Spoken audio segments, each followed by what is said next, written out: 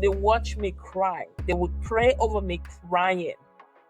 It was tough, but I had to it was another level of surrender. And one of the things that I dealt with in that place was abandonment. And it was the fear, when you're not being grounded, the uncertainty, the security. I had to deal the survival. So I was unconsciously needing that group, that tribe, to affirm my certainty needs, my survival, my security, I'm gonna be okay. But I could never meet those needs. Part of what happens if the victim saboteur is allowed to run too long and too strongly, she has what's called learned helplessness, where she starts to believe there's nothing she can do to get herself out of the situation. And it is scarier for her to try than it is to just stay where she is, because she's safe, it's familiar, she knows it, she knows how to navigate it. Welcome to Build the Life You Love, where vision meets action and stories turn into legacies. Here, entrepreneurs, leaders, creators, and builders share not just the battles they have faced, but also the lives they are building boldly. If you're ready to dream bigger, build smarter, and live fully, you are in the right place. Welcome to today's episode of Build the Life You Love. I'm Dylis, your host. And today we have a very exciting conversation. I cannot wait for us to get into this conversation.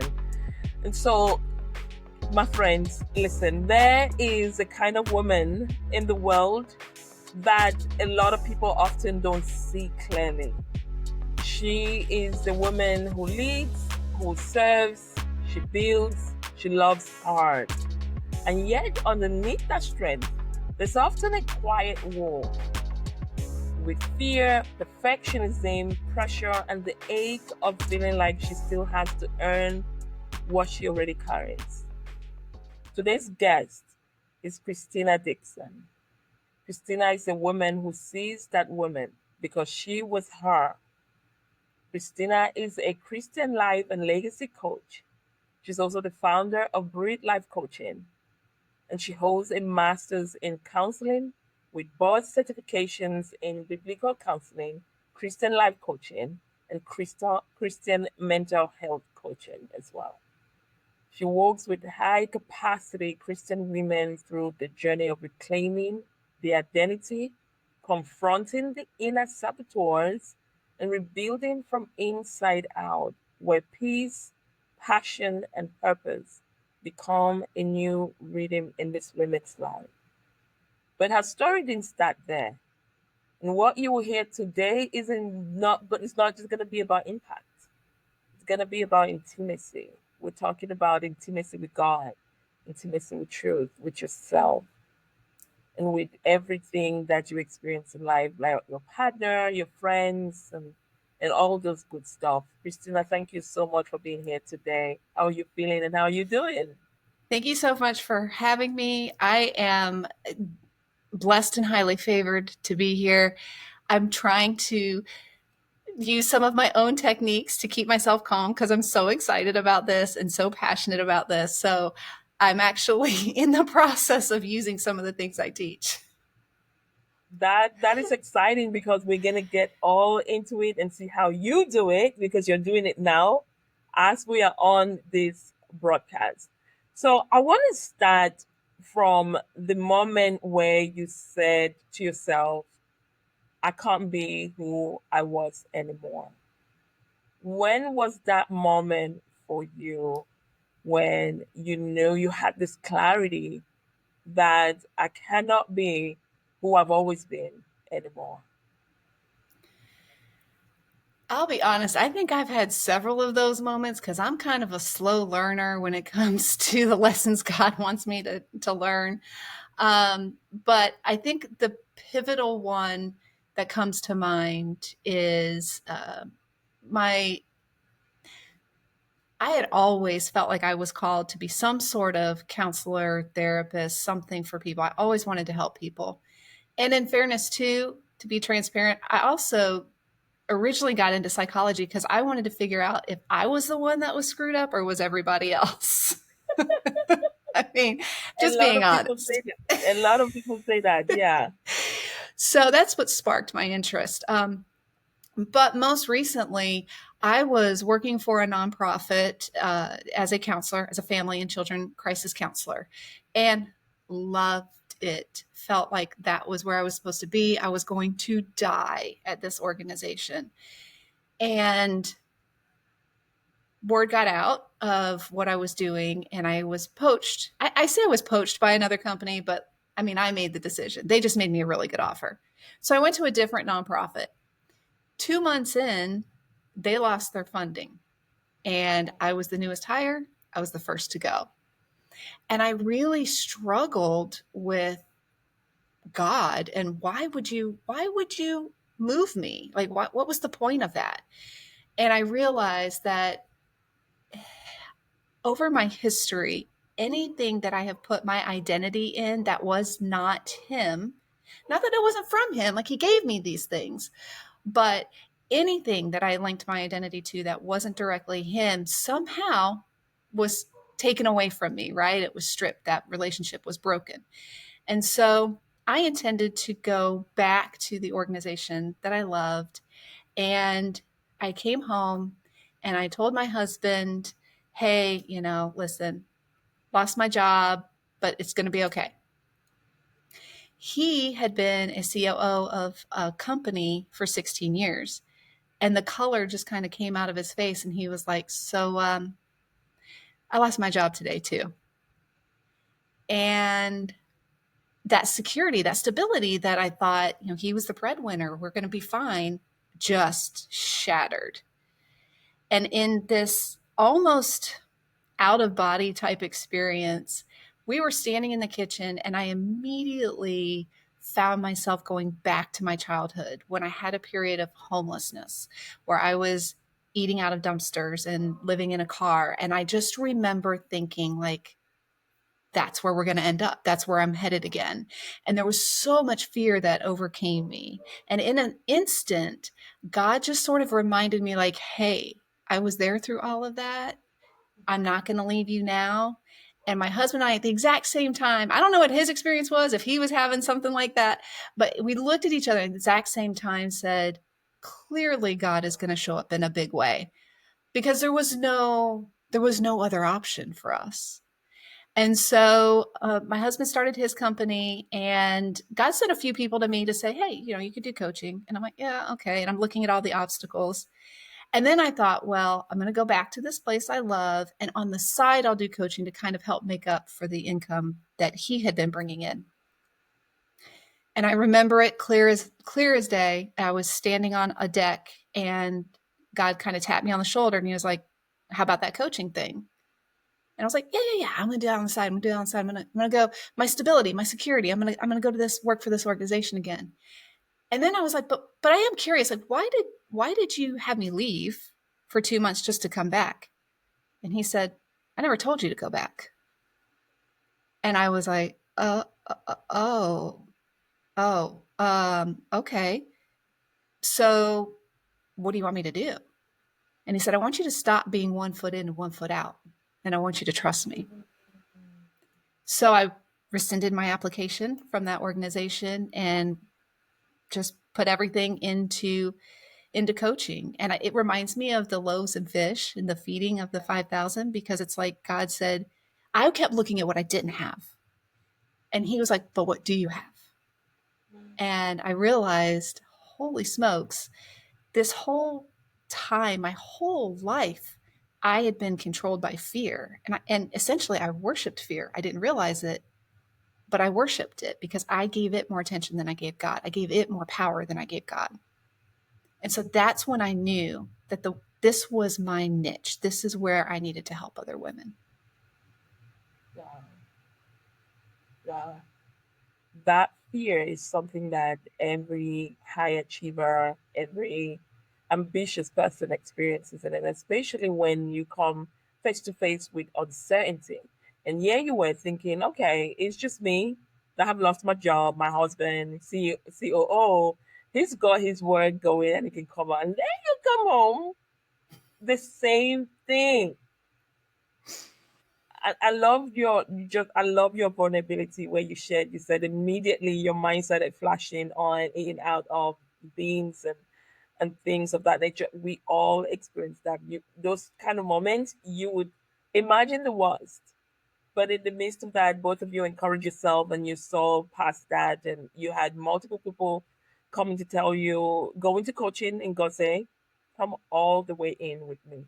In fact, I thought for me, when I heard that, I'm thinking about him saying, come out of the boat with me in the rough seas, because that's where you're going to be safer and you will find provision in it. And that for me doesn't just sound like a career shift. It was also an identity shift because he said, that whenever you attach your identity to something, God comes to battle you to win that battle, to let you know your identity does not come from that thing. And a lot of times, for myself, I was part of this really nice, important group, and the Lord told me to leave, and I left. And one of my friends also, we talked a lot about my journey. And he said, "Oh, it's good that you're leaving early, so your identity don't get wrapped around it, because people who has identity wrapped around those things find it hard to move on, how to live." And I thought that was very interesting. I thought up until that time, I really haven't thought about it that way.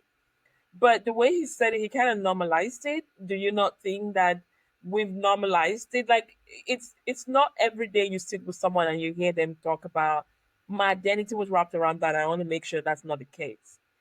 Because for people it's like normal, and sometimes they struggle with leaving that place that God has asked them, and they don't know why they're struggling. And one of the main reasons could really be in that our identity was wrapped around that thing. And so what were you forced to confront about how you measured your worth and your identity around that particular job, and walking away and seeing your identity away from that? How was that process like for you? And how did you get to measure your worth in that process? Well, anytime that I've been in a situation where, of course, now when you're in it, you don't recognize that you're doing it typically.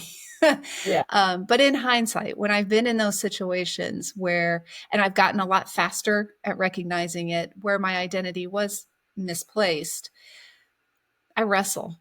I'll be honest, I wrestle with God. And then shame would creep in because I'm wrestling with God. I shouldn't be wrestling with God. I should just be surrendering to Him. But He pointed out to me, He said, "Do you know how close you have to get to someone to wrestle them?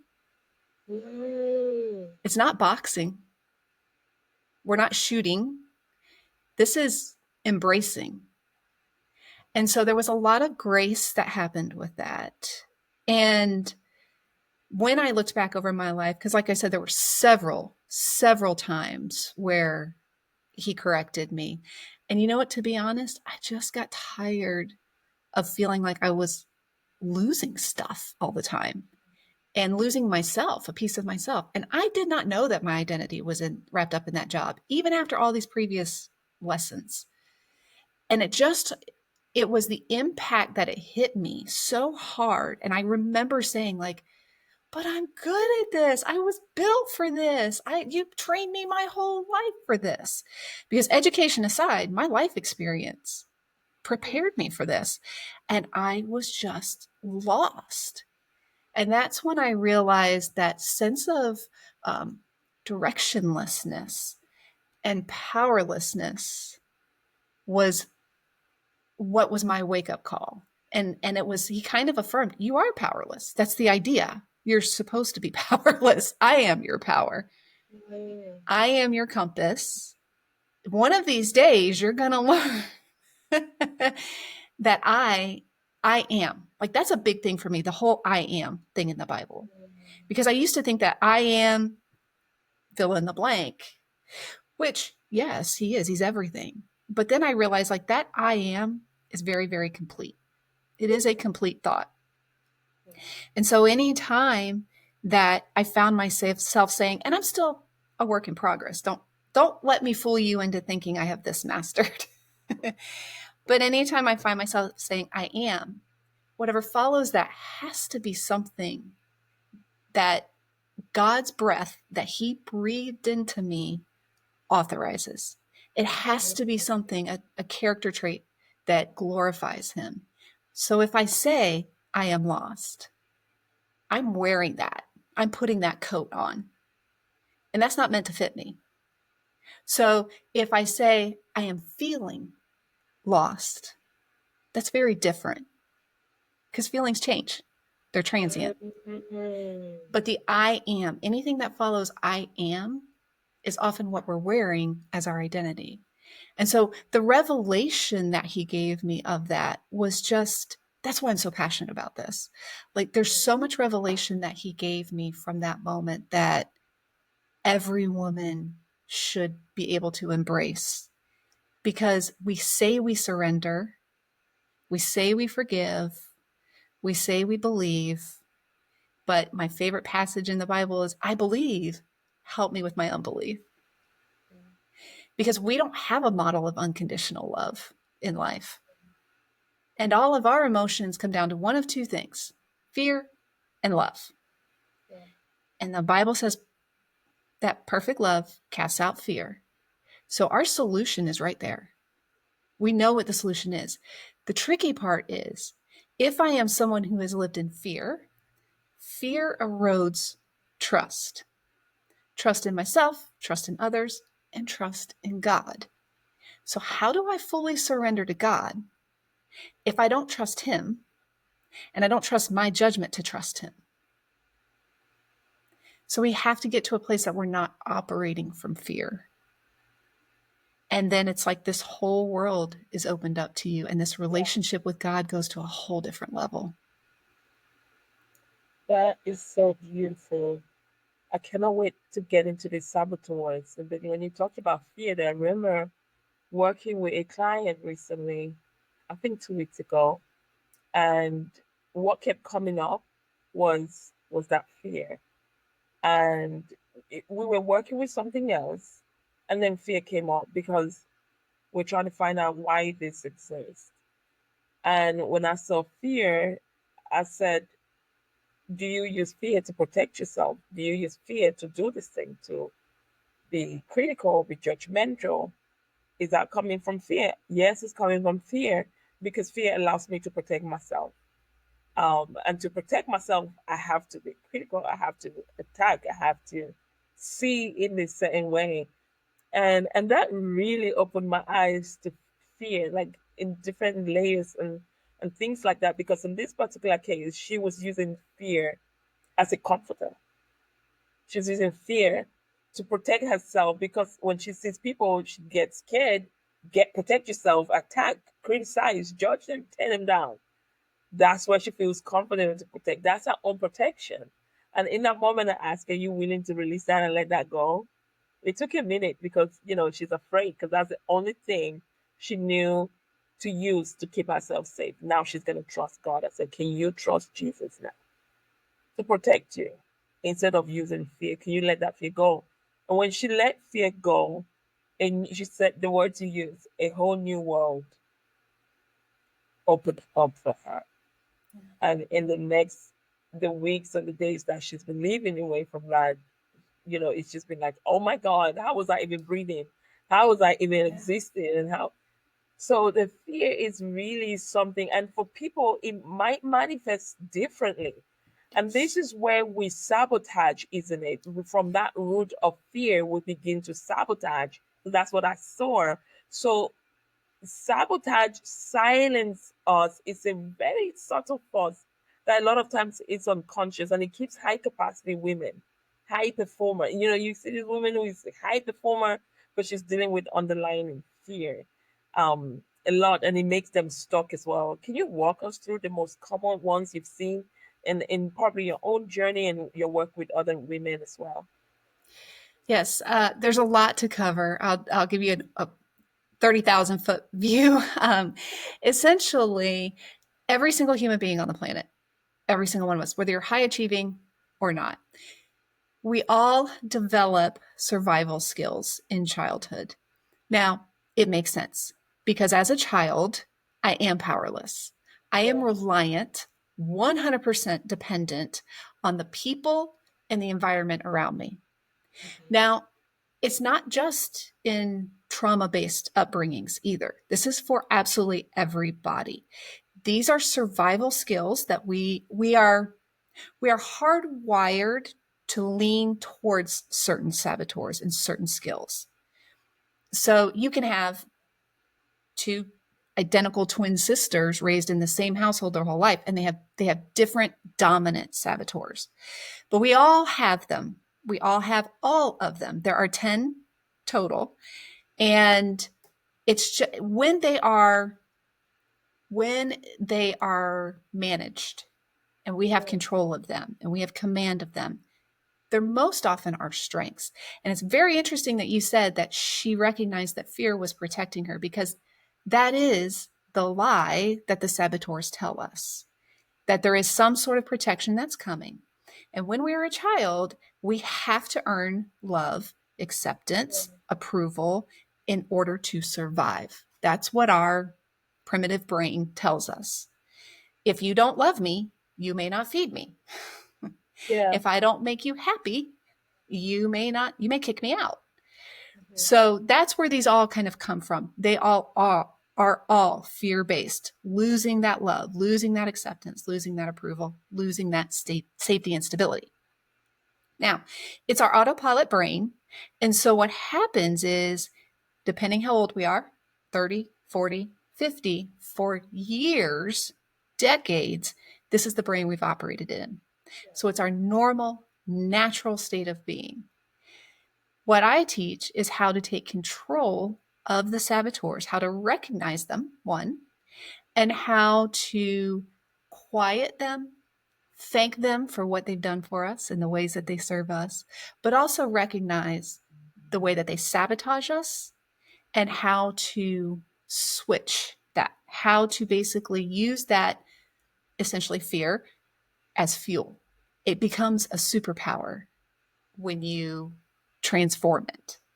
And so some of the most common saboteurs that I see a lot, especially in women. By the way, this is for men and women, but women especially, I see a lot of the pleaser, the people pleaser. Right.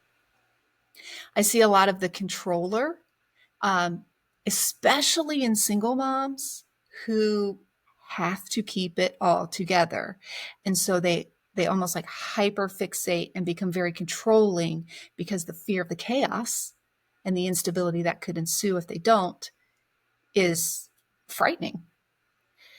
I see hyperachiever. That's very, very common. I So what's see, underneath the high achiever? Because when you are listing them, I'm thinking, what could be mine? I really wouldn't know. So what's underneath the high achiever? We could know about the people pleaser, all the things that comes with it, but the high achiever can be hidden. We can think it's all strength, but it's really not. There's that sabotage that's going yeah. on. So the foundation of the hyperachiever, it serves the hyperachiever saboteur serves our woman, serves us in a way that she is able to accomplish tasks. She is able to provide for her family. And in particularly in the United States, in our society, we're very accomplishment driven, very achievement driven, very individualistic. So the message becomes, in order to be happy, you have to achieve. In order to be safe, you have to achieve. So what happens is, the hyperachiever saboteur tells us we're not worthy if we're not achieving. And Right. I can give you an indication, a real life example of that. I'm a hyperachiever. Nope, I'd see what I did. I said, I am, and then I put that on. That is not my identity. I am a recovering hyperachiever. And I have the hyperachiever saboteur is very strong for me, very dominant. So an example of that was growing up as I did. I did grow up in a traumatic childhood, which is not to dishonor my mother in any way. I always make that very clear. She did the best she could with the tools that she had available to her. However, I very quickly learned that the people around me, the way for me to get approval and acceptance was to do well in school, was to Mm, achieve. School was my same. safe place. It was the place I was guaranteed a meal. I was guaranteed shelter. I was guaranteed a level of security. And so it became almost like people pleasing, but towards accomplishment. And so without those accomplishments, I'm nothing. I'm worthless. So I got into several industries and I got a boatload of licensing. I was a licensed real estate broker. I was a licensed mortgage loan originator, and I was a licensed insurance broker.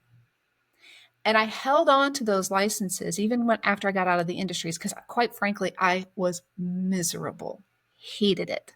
Was good at it, hated it. I was good at it because I was a hyperachiever. I'm always good at what I'm trying to do, right? That's my worth. So what happened was as I got these letters behind my name, I started to feel better. Like Mm. and this is very difficult to admit and to say, but we have to be honest with each other. For example, in insurance industry, there's different levels of licenses. So I would get the first level and be like, boom, got my first level. And then people around me would get the first level. And I was like that was a threat to me. That was a threat to my safety and security. They could do what I could do. So I had to go to the next level. And it almost becomes this internal struggle of like a bully. I have to have something to hang on to that I can evaluate and quantify that says I'm still safe because I'm better than you. And so what happens is for the hyperachiever when it comes to God, it's very difficult for her to trust God because we can't quantify him. And it's hard for us to rest because we can't in the silence we come into contact with parts of our identity that can't be evaluated, that can't be quantified. So it's a very, very scary place to be. And that's basically how the hyperachiever works to sabotage us internally. It's very high level, but to sabotage us internally, but also our relationships, the people around us.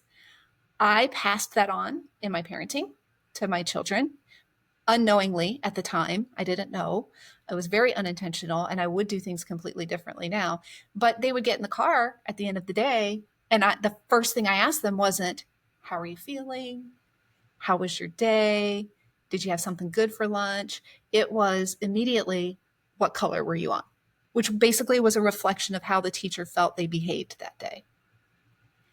So it affects our relationships and it affects our relationship with God. So what is coming to my mind is, especially for a high achiever, because we have a lot of them around us, and you can walk into a room, into a group of people, and immediately the achiever would start creating chaos for everybody, making everybody's life miserable, and you kind of be wondering, did I do something? What happened? Why did he say that? And what happened? Did I? People would leave from there like feeling they did something. Meanwhile, they did not spot or discern that there was an achiever in the midst that was sabotaging. So, what are some of the signs that we can know that we're dealing with an day achiever saboteur in some way? So if I don't answer that directly, let me know because I'm going to go a roundabout way because there's something I want to share with you about the saboteurs that I think will help answer that. Um, because each of us have saboteurs and it's proven, we do vibrate, we do have an energy about us. And so our central nervous systems talk to each other. So when you walk in a room and you're like, I think they were talking about me, there's a good chance they were talking about you because your central nervous systems are having a conversation, right? Now, it could be paranoia if you think that all the time, but it's very, very possible. So our bodies are having conversations long before we ever open our mouths. And we have these things called mirror neurons. And what that basically means is if you come at me with your saboteur, my saboteur's like, hello. And they wake up and I'm going to come at you with my saboteurs. Yeah. If you come at me with your sage brain, it wakes up my sage brain. So basically, we're mirroring each other. Now, who's in charge of the mirroring. It varies. But if you come at me with your saboteurs, and I can recognize that because I've learned about them, I can recognize, I don't even need to know which ones they are, just that that's the brain you're in. And I'm in my sage brain. You cannot physically stay elevated. You cannot physically do it. You will have to come down to my level so that you will be operating in your sage brain. And that is powerful. So when you learn how these saboteurs work and you learn to recognize that someone isn't in their healthy brain, then it makes it, you learn how to be empathetic to that and how to work through that and see the saboteurs under them and have grace and mercy for them. So the question that you asked me was, how do you know if you're in the presence of a hyperachiever? Correct? Yeah, a hyperachiever that is sabotaging, allowing the sabotaging brain to take over. That person will not take even positive criticism, constructive criticism well. That person probably doesn't even take praise well. And the reason is, and one thing I want to be careful is I say that person, and I want to be clear, these are not personality types. These are not fixed. These are not things, these are just elements of who we are and when they come up. And in different seasons, you may experience different dominant saboteurs, especially as you learn to manage them. You learn to quiet one, another one might become more dominant. Totally normal. It's also not something we're ever rid of in life. Like your client who let go of fear, it will come back. So knowing how to do that dance, to dance with it, is fundamental. But the hyperachiever doesn't necessarily take praise well. It often sounds like this: oh, it's no big deal. Or, for example, for me, when I got my master's, I was like, I can't wait. It's going to be awesome. I'm going to be so excited when I'm done. And then it happens. I'm like, okay, next. So they're always kind of moving on to the next accomplishment, the next achievement, the next thing, because they're never, ever, ever really still and present in the moment, appreciating what they have. Does that answer your question? It really does. Okay. It really does. And no, it really does, because if we on this, because I have been in groups, and I don't know about you, but I would, my team, you would have different kinds of teams that you would build, and you find out that they just cannot get along. You get what I mean? Like, they can't get along without me being there. Like, you leave them for one meeting, you come back, you come back to like casualties. You know what I mean? I know, and I would be thinking of all the hours that I've put on to like help people journey and stuff like that. And you leave them for like one or two meetings. They cannot be kind to each other for kindness sake. They cannot be loving for loving, just being loving sake. And I know that they're clashing with, whatever that is coming up. It's all come up. But now the words is their saboteurs are coming out, like they're triggering each other. It's saboteurs, and it's coming out, and it's clashing. I want to ask you, what would be the balance aspect of this? For the hyperachiever specifically? For any of them, where is that place that could be the balance, that could be the healed um aspect of the saboteurs that we would experience? Well, it begins where everything does, which is God. You have to be aware and able to identify that these saboteurs are taking control, that they are running you and you're not running them. That's the first step. But ultimately, the foundation under all the saboteurs, under all the fear, is looking to God and who God says you are for your validation, your approval, your acceptance, your love, your worth. The issue is that, on earth, we really don't have anything that models that. And so it is a very, very irrational concept to grab. We just don't have something to hold on to. However, now when you're talking about the saboteurs and I talk about your sage brain or your healthy brain, for me as a Christian, and this is not something that this framework necessarily dictates. This is just my connection that I've seen. As a Christian, for me, the saboteurs equate to the enemy because fear is the second greatest motivator, and it's one Yeah. of the enemy's favorite tools, right? The only motivator that can conquer fear or dominate fear is love, and God is love. So ultimately, when we get to a place that we can kind of shut the saboteurs down, put them on mute, and then we get into what you'll hear called the sage brain, the healthy brain, it's the Holy Spirit. Mhm. And when you're operating from a place of spirit filled thought, emotion, decision making, it's a game changer. And the way people interact with you change, the way you lead other people changes. It's very helpful in your personal wellness, your relationships, but also professional development. So, and it's a very beautiful place to be in, isn't it? Because it's the place of peace. And when you're talking, I'm thinking about those times that I've been in the saboteur experience when I'm sabotaging, and also when I'm out of that. And I remember a few years ago when I had to walk away from um that beautiful group that I was part of. I had to leave everything that meant something to me. Up and coming leader, had a platform, was recognized by these powerful global leaders. As a matter of fact, they gave me an invitation to come sit there as one of the youngest leaders to be a voice in the nation and in the world. It meant everything because I've worked really hard, and the work that I used to do was in the communities, was in the church, helping churches, mentoring church leaders, and nobody was seeing you, and I was not doing that to be seen.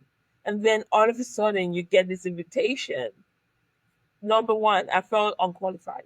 I felt unworthy. I couldn't sleep the night. I remember I was going to the dentist to see my dentist just for hygiene.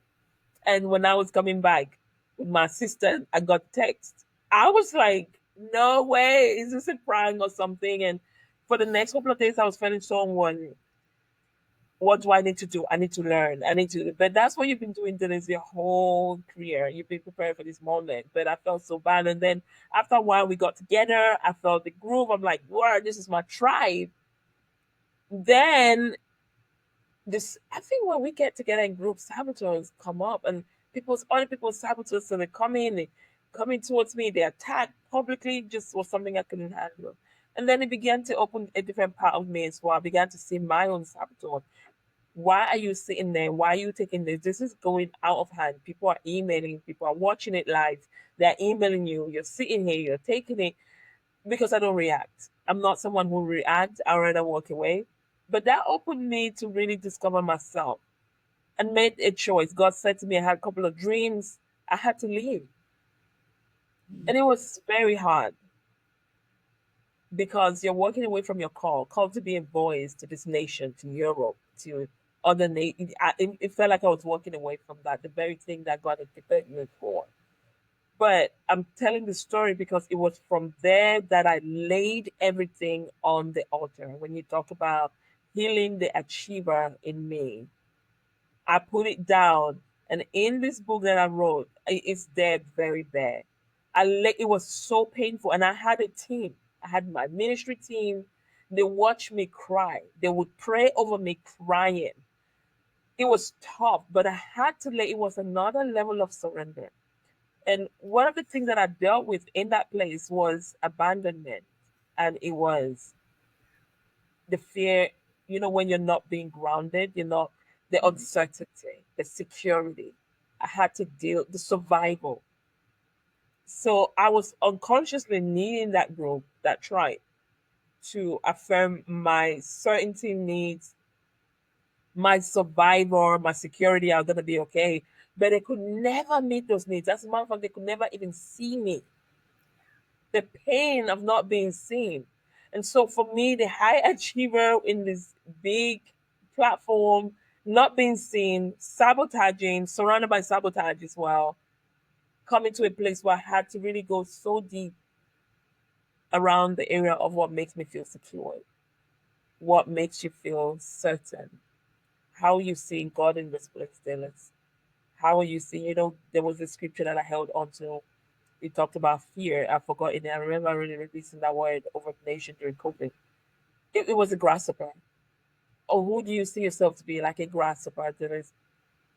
You see yourself as a grasshopper without this. Now I want to bring you here to deal with that. I want you to see yourself as powerful without anything. Any anything. Without a name, without anything attached. And that's when I went to. I was lucky.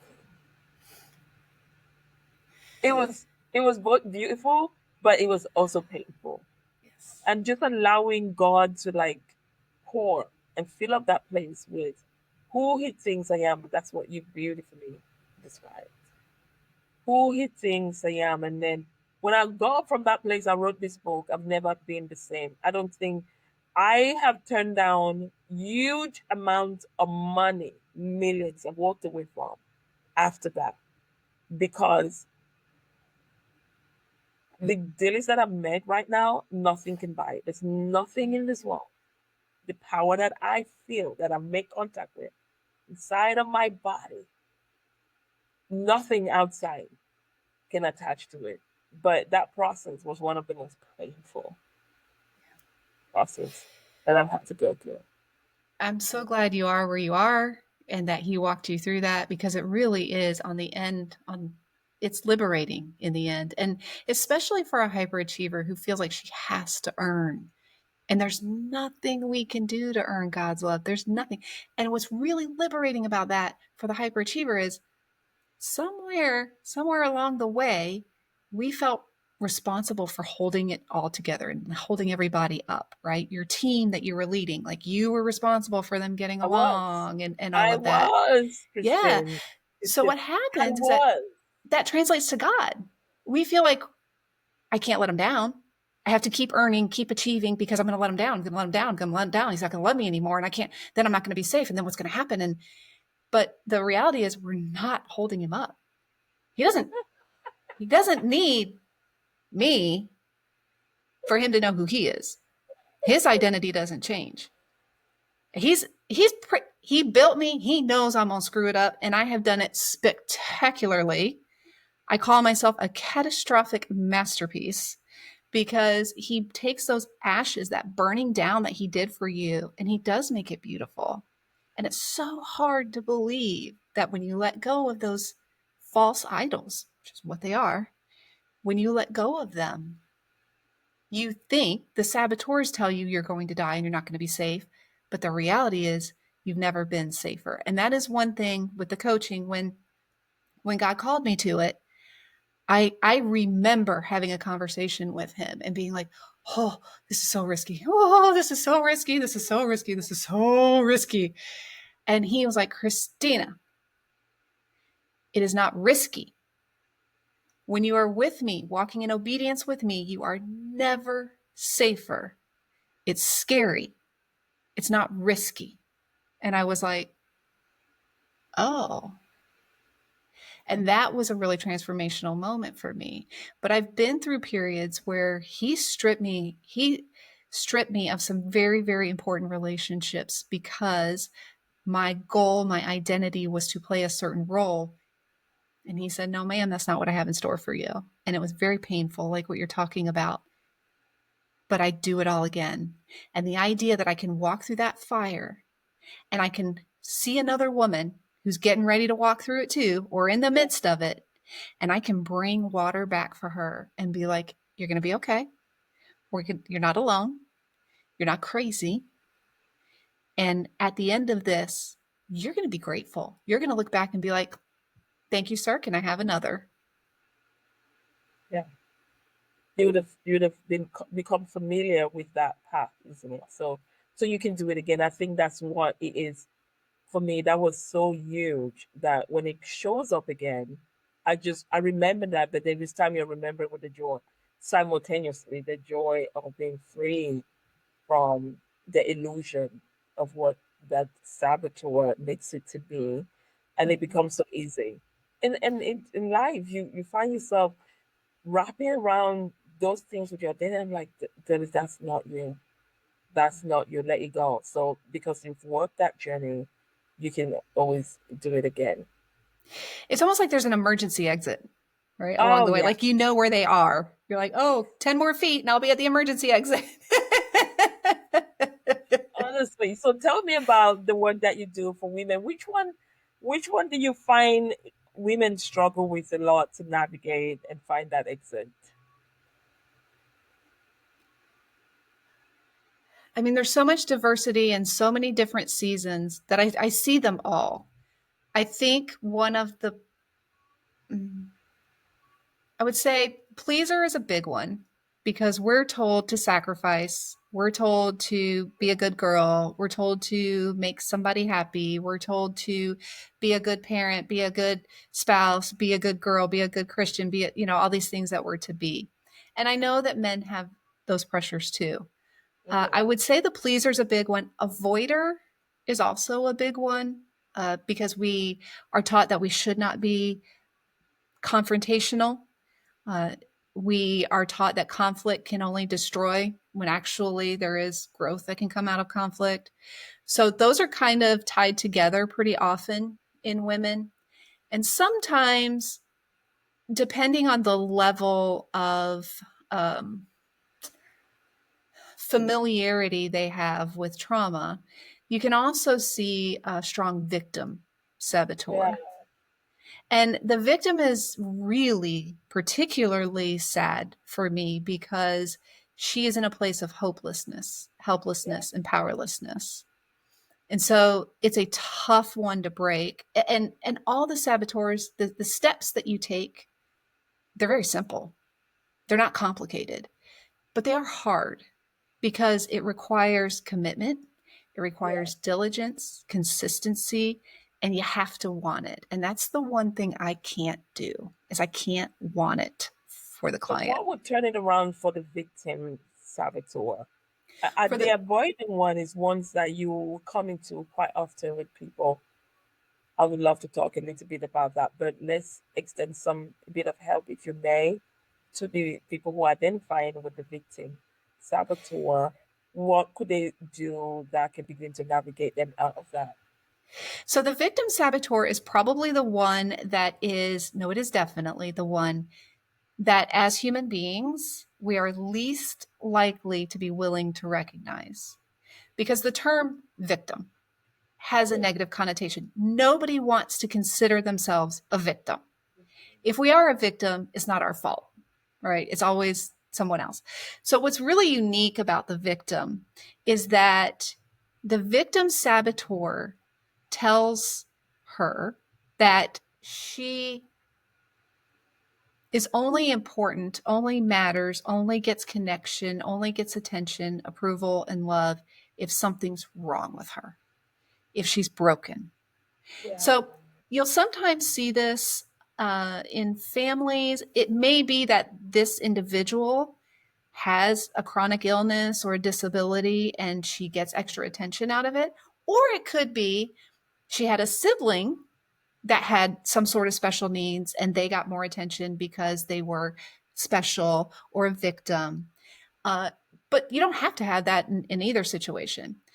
The root of it is that she feels like the world somehow, she is so special and so unique that the world is going out of its way and the people in the world are going out of their way to hurt her.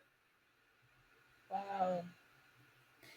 And it's a vicious loop and cycle to get caught in because there is this learned helplessness that comes. So the thing is, remember, the saboteurs can twist the truth just enough to convince us that they're benefiting us. So part of what happens if the victim saboteur is allowed to run too long and too strongly, she has what's called learned helplessness, where she starts to believe there's nothing she can do to get herself out of the situation.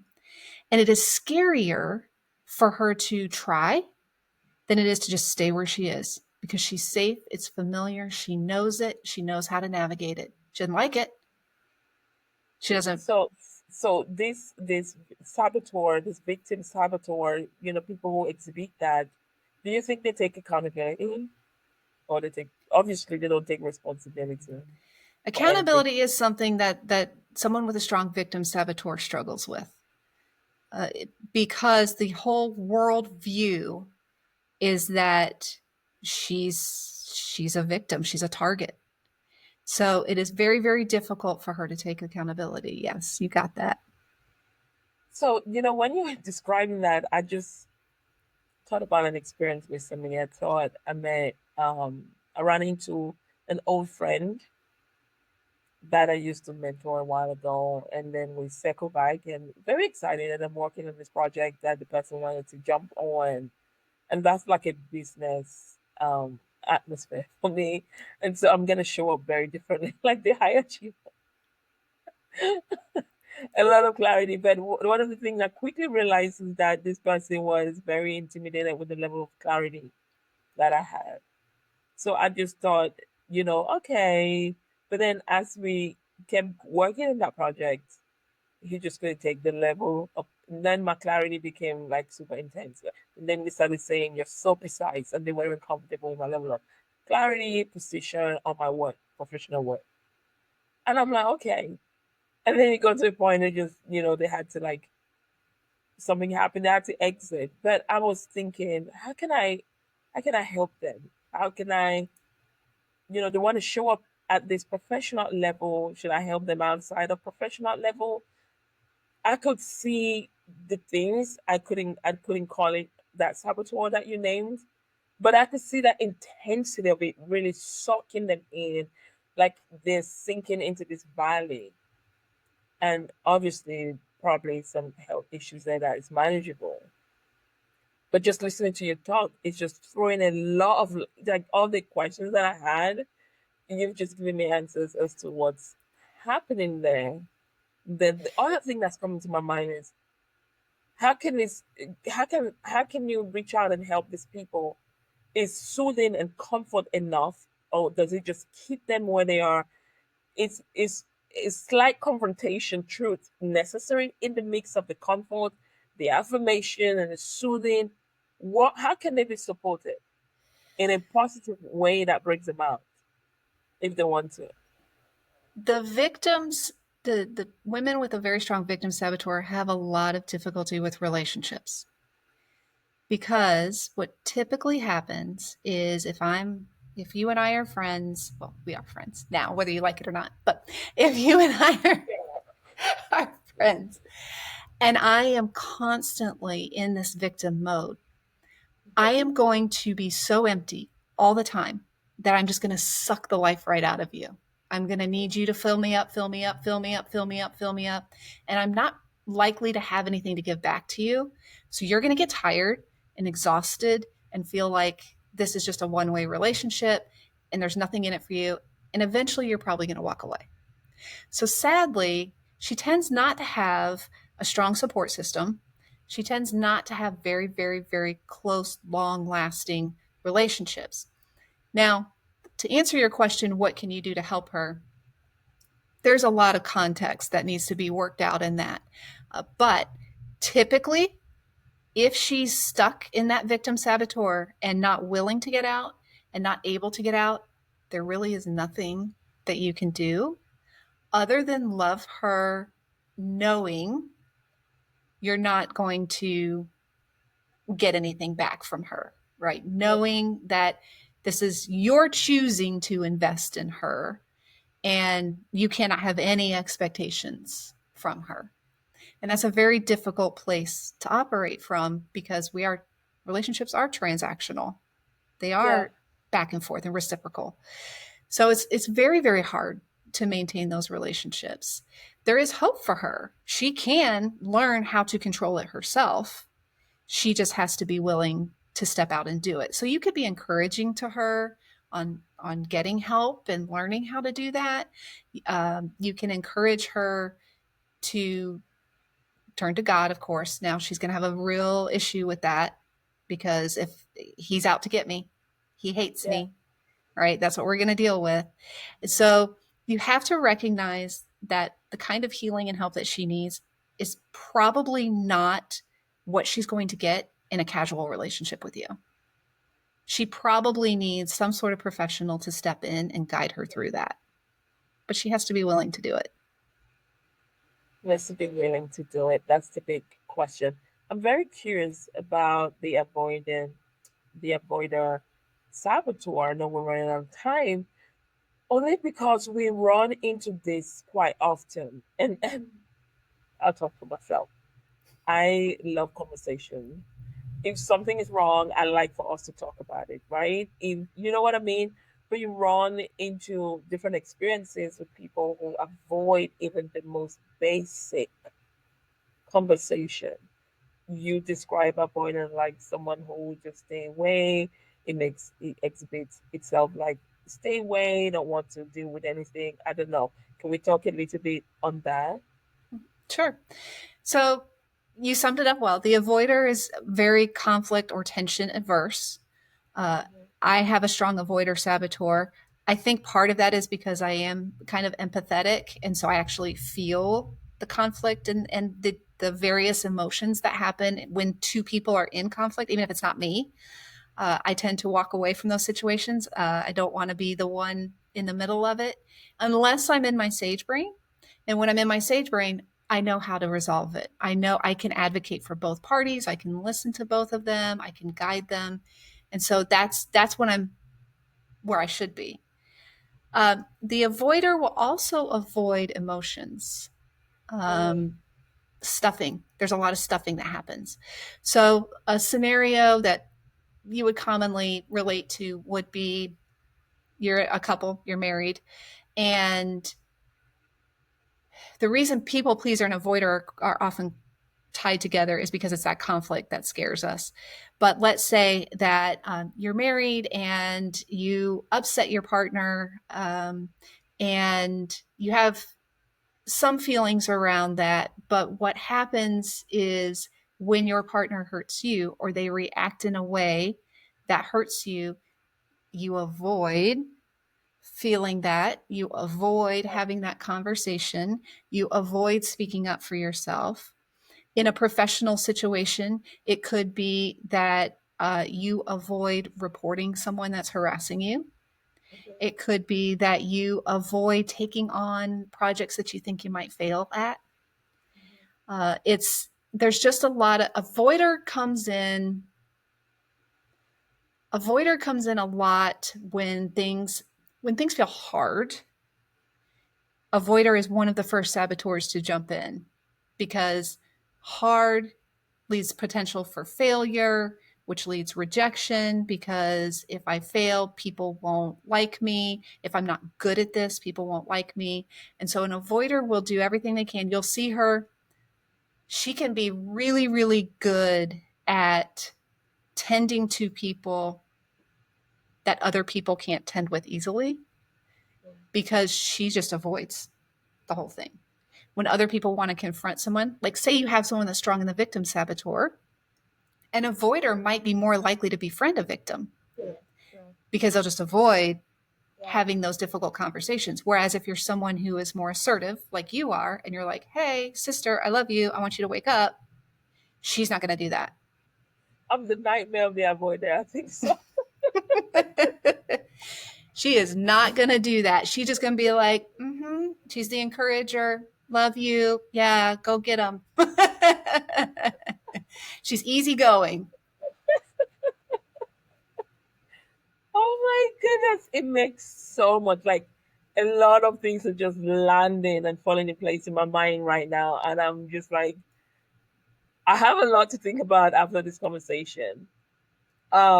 Just also in a way of embracing who I am and how different I am to other people. My own saboteur is very different from other people. I'm this high achiever, which is very different from the avoider or the victim.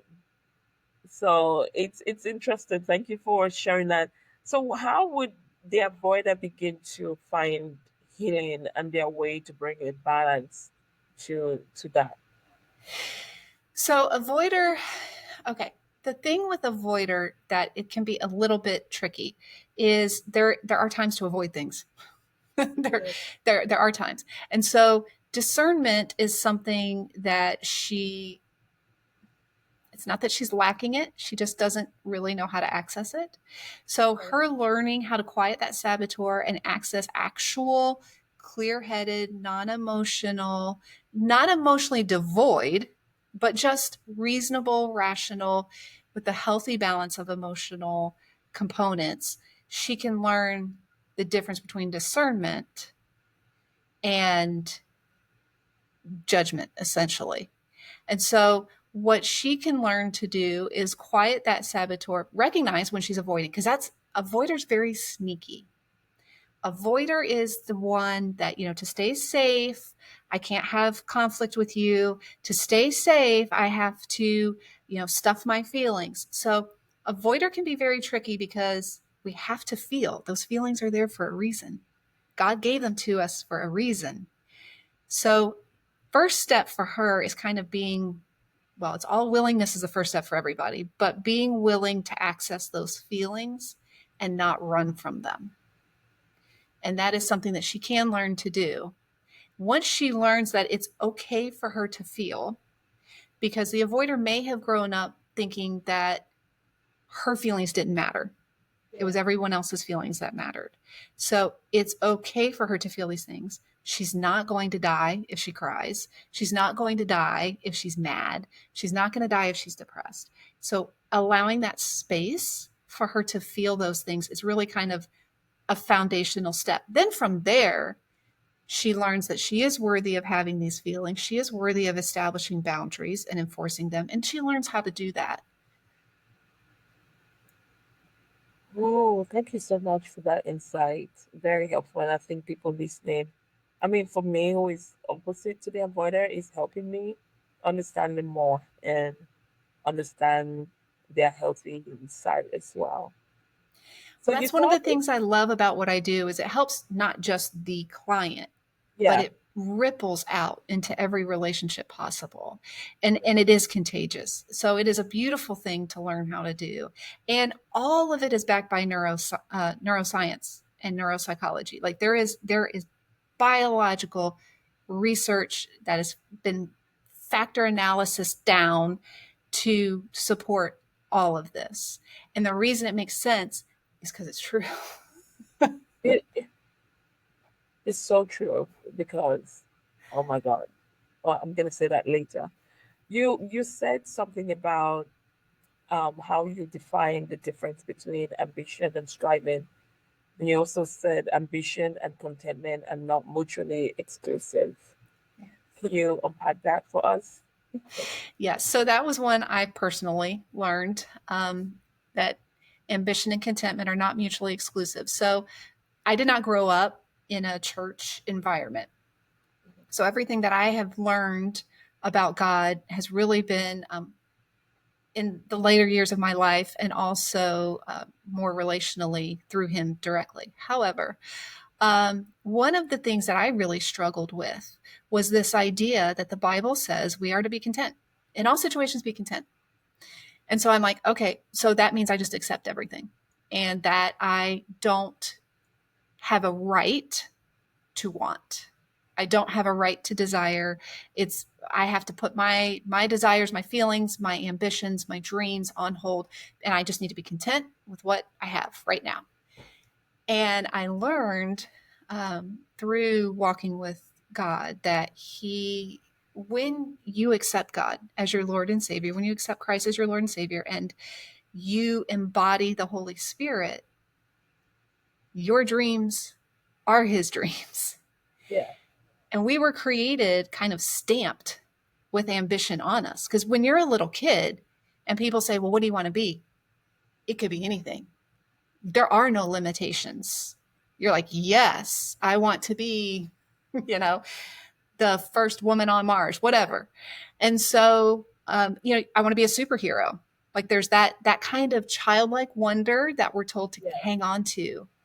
And so It is okay to want things. God wants you to grow. He wants good things for you. He has good things in store for you. There's nothing wrong. There is a better life, and it is better than you can even imagine. It's better than you and I are experiencing right now if we are open to that. And what I have learned is that God can do anything. He is capable of absolutely anything. We are the limiting factor. So I envision it like we've got all these blessings up here and all this abundance, but we're only allowing this much through because it requires faith. Throughout the Bible, it says that we are healed by faith. We are restored by faith. So it is our faith that determines how open that filter is. That is really hard to do when you don't trust because you're living in fear.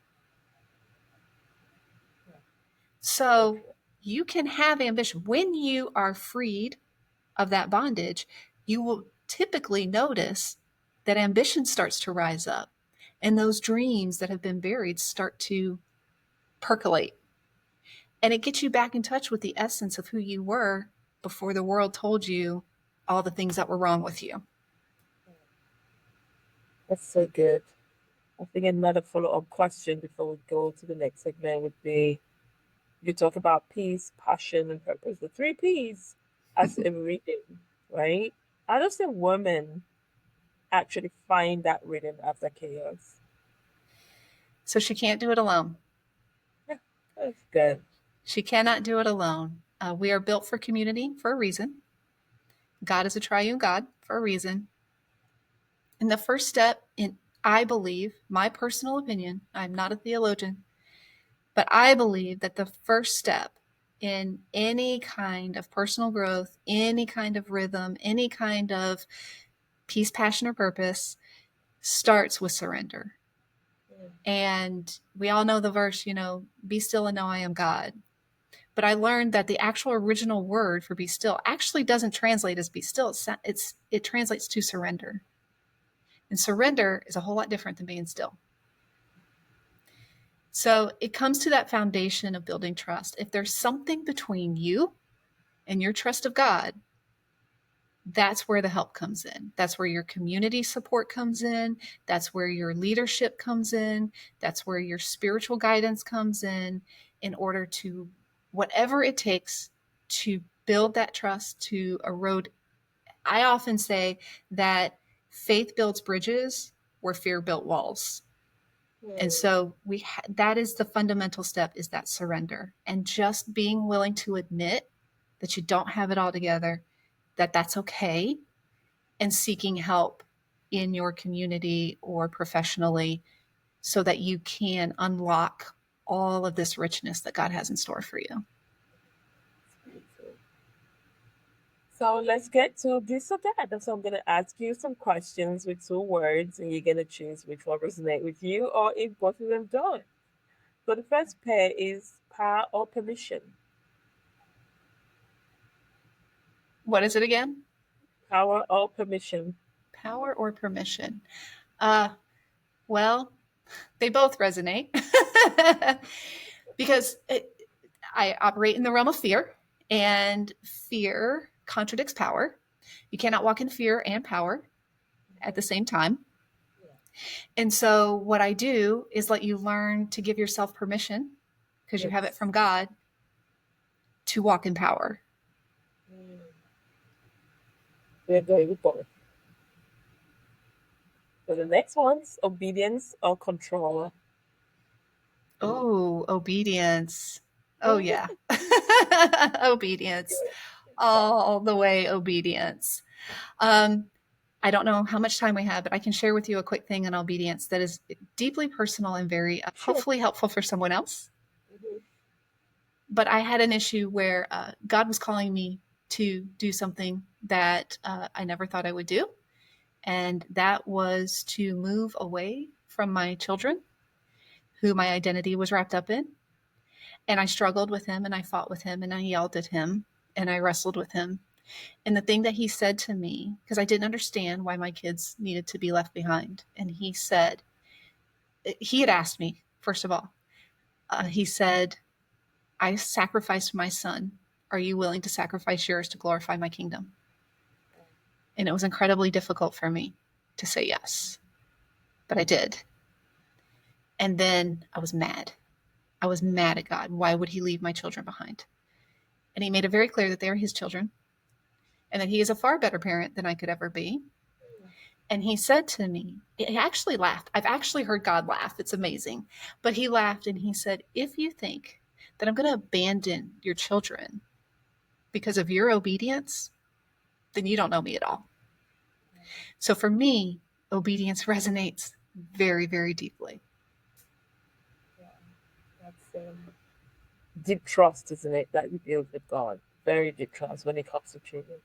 That is a very deep level of trust that you have connected with God. Thank you for sharing that story. Wow, the next one is self-silencing or sacred truth. Mm-hmm. Sacred truth. Absolutely. When you walk in sacred truth, there's no room for self-silencing. Now, that doesn't mean you're going out and you're like, being nasty to people and like, it's going to be my way or the highway. That's not what we're talking about. But there is sacred truth is, I often say God is crazy. And people like get offended by that. But I'm like, no, God is crazy. Because when anything really significant and impactful happens in your life, don't you say, isn't that crazy? Yeah, we do. No, that's God. God is crazy. So yeah, sacred truth, there's just nothing, it's hard to grasp. It's hard to, it's a long distance between here and our heart. And this is one thing, but putting it here, it's a challenge, but it is so, so worth it. Gosh, Krystina, you're in your zone. It looks like you're tapped in into something. You're flowing, and I love it. I love it. Let's keep going. I love where you are at the moment. Sure. Peace or productivity? Oh, peace. Yeah, peace. Absolutely. Now, back in the day, I would have told you productivity. And I still believe in productivity. It's still very important to me, right? And when my hyperachiever is controlled, when I'm in control of it, I'm very productive. But you can't produce peace. That's where the hyperachiever lies to us. We cannot produce peace. And if you follow peace, it will generally take you on the path that is intended for you.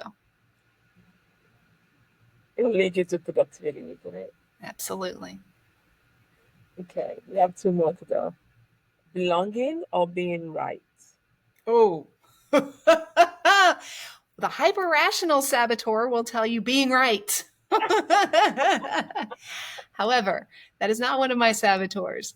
So I definitely am going to go the other way. Yeah, for sure.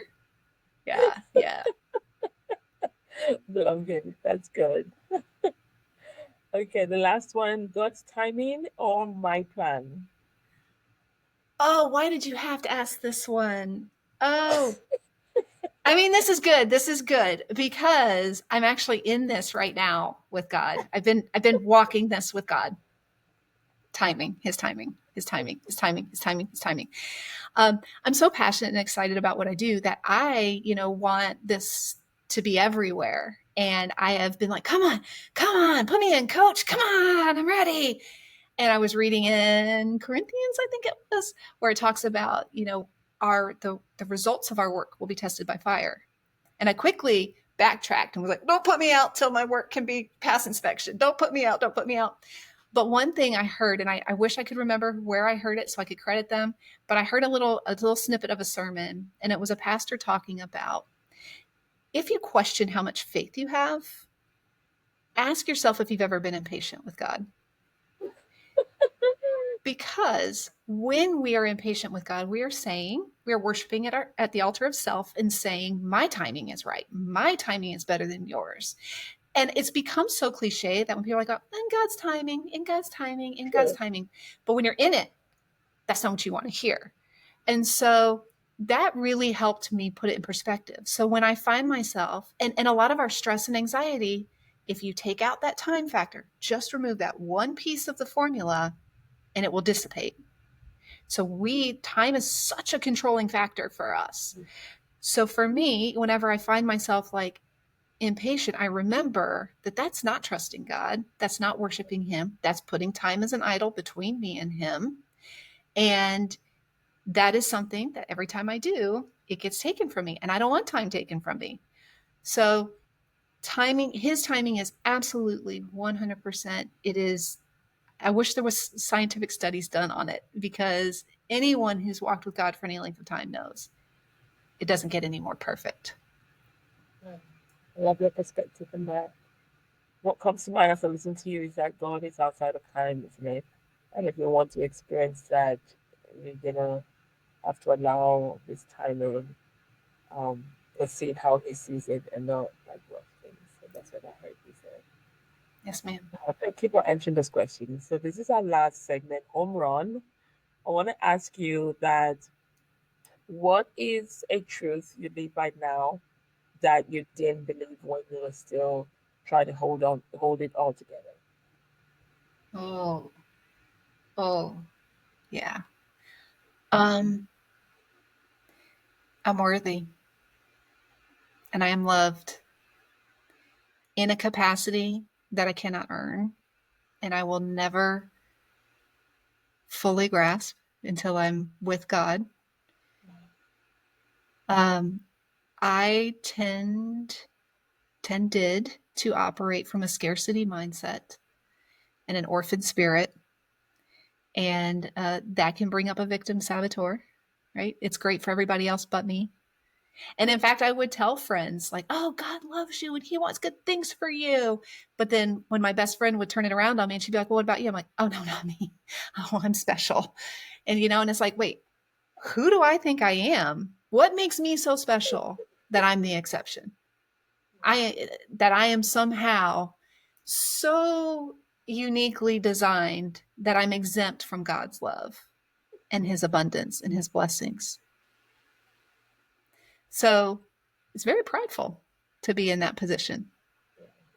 So I've definitely come to understand that I am loved. It is still hard for me to grasp, but I am loved and I am worthy and I am uniquely gifted to do what I do to glorify His kingdom. And I am blessed to be able to have had the hardship and the trauma and the crisis and all of those things, those experiences, those relationships that refined me from this lump of coal into what will someday be a diamond. And I'm still a work in progress. I'm not there yet. I won't be this side of earth. But man, what He has done in my life and then allowed me to do, I couldn't have planned that any better myself. I could not have written a better story. And I'm really excited to see the next chapter. Wow, that's life changing, Krystina. Beautifully said, very powerful words. Thank you for Thank sharing you. those words. One more question to ask you. What are you still learning to love about yourself, even now on this side of heaven? Oh, come on. I think you're trying to make me cry. That's good, Krystina. What am I still learning about myself? You know, I think my answer might be the same, that I am worthy and I am loved, because it is something that I have to remind myself and relearn every day. It is not a one and done, everything's perfect now. I also think that I'm learning, I used to, careful what you wish for, because I used to ask to be a warrior for God. I used to ask to be like, I wanted the David and Goliath moment. I wanted to be able to help other women, defeat their giants. And I recently, kind of in conversation with him, I asked to be the rock. Because I said, everybody talks about David and everybody talks about, the slingshot and the giant, but nobody talks about like the rock, other than it was a rock that took him out. But the idea that David picked up multiple rocks, and how long had that rock been sitting in that place Yeah. and been trampled on and been eroded by its environment and been shaped and forged into the perfect instrument to take down that giant. And so I'm learning that I don't necessarily want to be David. I'm just happy to be the rock. Gosh, Krystina, please, no, we can't take it anymore. Oh my God, I've never heard that. Like, you don't want to be Davy, you just want to be that rock. Ah, so good. Thank you so much for sharing that. You're welcome. Okay. To the woman listening to you now, screaming like I am, saying, gosh, that's so good, but she's tired of being on the strong one, tired of putting it together, holding it together. What do you want to say to her right now? You're not alone. You're not alone. You're not the only one that feels that way, and you're not in this alone, and you don't have to be. God says, pick up my yoke because it's light and it's easy. And you're burdening yourself with more things than you were meant to carry. And the saboteurs, they're in my mind, when I envision them, their favorite words in my mind when they come up for me is yeah, but. Yeah, but. Oh. Yeah, but. And I equate that to the enemy. When Adam and Eve were in the garden and the snake came up and said, did God really say, yeah, but did he really? That's a really good indication that you're in your saboteur brain. And so anytime that comes up, just know that there's better for you. There's another option. There's another way that you can be living this life. Take that in. That was beautifully said. Thank you so much. Where can people find you? How can they connect with you if they want to work with you? You can find me on Facebook under Breathe Life Coaching. You can find me on YouTube. I have a channel that is called From Fear to Faith with Krystina. And I have a website, and it's breathelifecoachingllc.com. And my contact information is all over there. I'm happy to have conversations and see if I can help. Awesome. We're gonna put your links to the episode of this where we'll publish this episode, so people are gonna be able to find you easily as well. Well, Krystina, thank you so much for such an enlightening, transforming, liberating conversation. Thank you for naming the war most people never see, but we fight every day, fight those things every day, and you have been called and positioned in that in between place that is not so obvious to help us calm and free us from all the demons and the giants and the Goliaths that are those things that we call fear and this different sabotage as well. Thank you for that work that you do. And also for reminding us that self sabotage is not a sign of weakness, but a sign that we're ready for truth and for transformation. For showing us that peace isn't passive, that it's power. Yes. And that's what you've really taken this time to explain to us. So the way you articulated it, you took your time to explain, really has left an impression on me. So thank you so much. And I know that our listeners as well will say the same. Thank you. Well, thank you so much for giving me a platform and a forum to share it. It's not mine. It's God's message, and it's the Holy Spirit. And I'm just so honored to be able to bring that to you. And I just appreciate you bearing with me as I ramble on. And thank you for the invitation and your time and what you're doing for so many women out there. You're welcome. Thank you. So now, to those of you that are listening, if this conversation stirred something new, don't silence it. Let it continue to stir. And guess what? Share it with your friends, share it with your groups, share it, talk about it with people, create conversations around what you're hearing today. The same conversation I've just had with Krystina, have it with someone else. Ask those questions. How did this resonate with you? How does it show up in you? What are you doing? What have you been? What tools? What practices? And if you guys need more, Krystina's link is always there. If you need to work with her. If you want to know more about my work, you can go to www.dylis.com. If you want to work with me, all our coaching things are there. Our events and our programs are on that website. Also, don't forget to subscribe on our Build the Life You Love podcast. That way you help us reach even more people. Thank you guys for being here. So grateful for you all. So grateful that you guys are the ones that want to transform your life to make the world a better place and to bring Jesus to the world. So keep doing it. We do it in community. So don't go alone. Don't go it alone. Make sure you grab another sister by you, and we are here to serve you. Krystina is there. I'm there. You're not by yourself. So until next time, keep loving yourself, keep showing up, and I'll see you again. If this conversation spoke to you today, don't keep it to yourself. Share it with someone who needs it. And be sure to follow Build the Life You Love on your favorite podcast platform so you can never miss an episode. And if this resonated with you, leave a comment, share your thoughts, and help us spread this movement of living boldly, building deeply, and loving fully. To explore my latest offerings, sessions, and ways to go deeper on your journey, visit www.dylis.com. You can also connect with me on social media. Just search for @Dylis everywhere. This is how we build the life we love together. Until next time, stay rooted, stay rising, and stay true to yourself.